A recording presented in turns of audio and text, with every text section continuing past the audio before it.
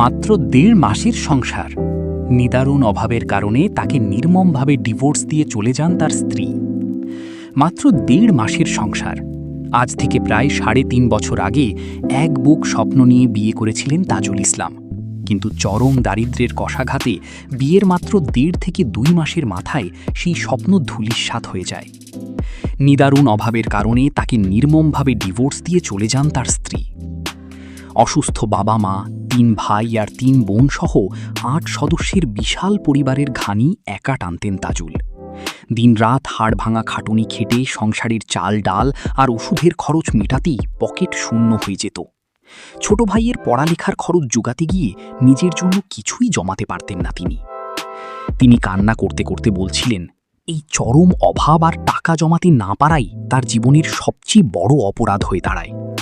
যাওয়ার আগে স্ত্রী তাকে চরম আঘাত করে বলেছিলেন তার পকেটে কোনোদিন ১০ টাকাও জমবে না, আপনাকে দিয়ে কিছু হবে না।